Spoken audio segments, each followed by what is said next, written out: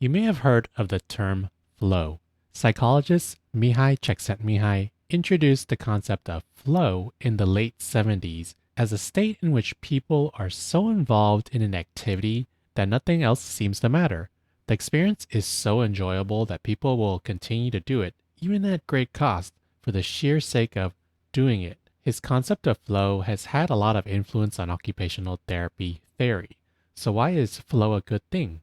Well, according to Mihai, it not only contributes to high productivity, but he believes that people are actually their happiest when they're in a state of flow. Here's a diagram that shows flow on a continuum of skill and challenge level from low to high. In contrast to flow, other mental states outside of and which compete with flow include boredom, apathy, worry, and anxiety.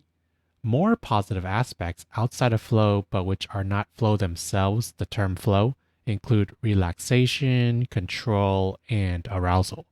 Very interesting, right? Flow can be thought of as being in the groove and is highly intrinsically motivated.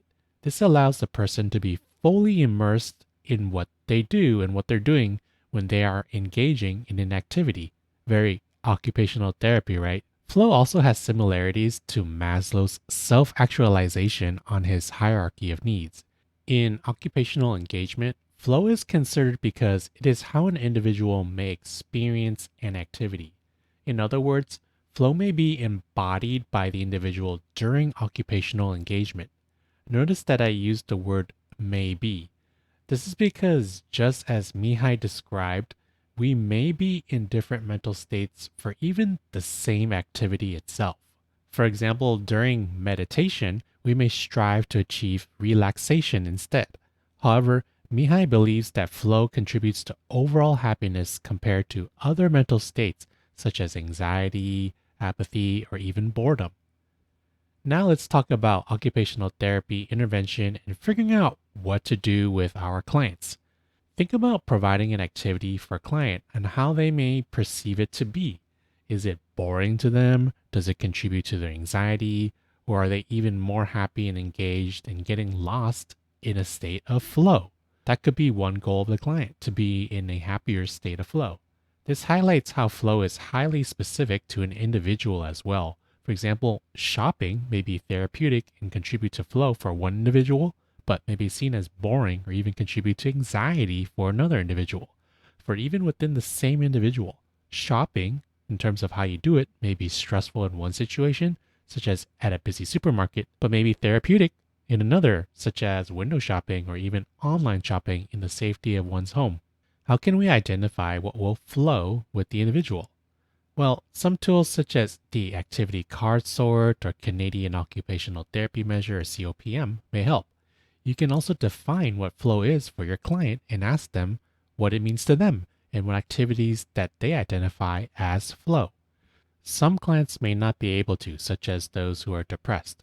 I see this as an opportunity and a good challenge because one of the roots of the occupational therapy profession is finding and identifying what is meaningful to the client. If an activity or occupation is more meaningful for someone, it is more likely to contribute to flow instead of them finding it as boring, for example. The more meaningful, the better the engagement, right? Going back to Mihai's model of flow, one component that may help with identifying flow is the client's level or expertise or skill level of it. Think about a video game, for example. If it is played by a professional video gamer on a beginner level, they will probably not be challenged and they may find it boring.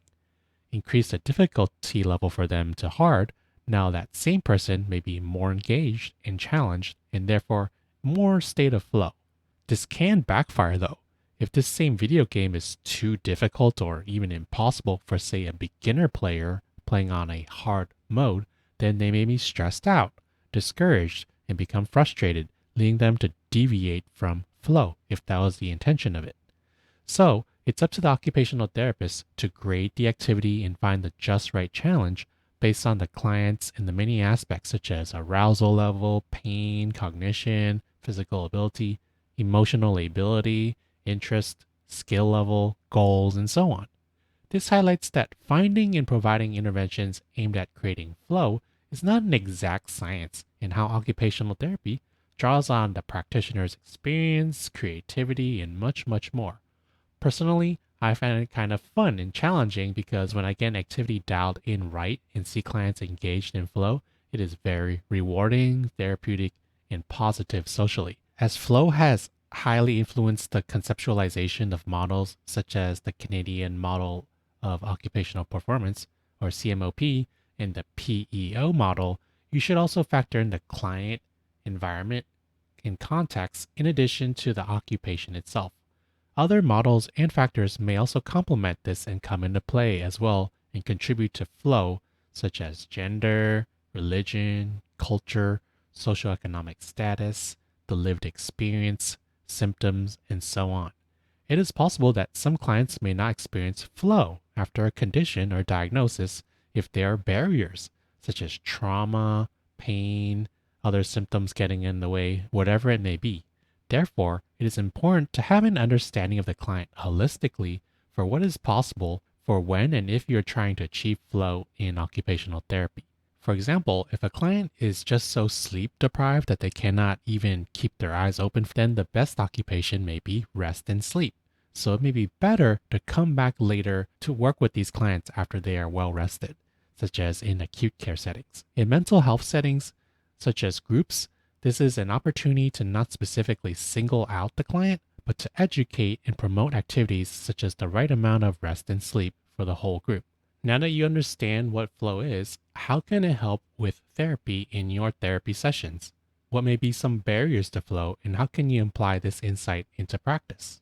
Thanks for watching. I'm the OT Dude, and if you found this video helpful, give it a thumbs up and be sure to subscribe to this channel. Also, don't forget to check out the links in my description. There's a lot of good information and content as well. Thanks for watching and have a nice day.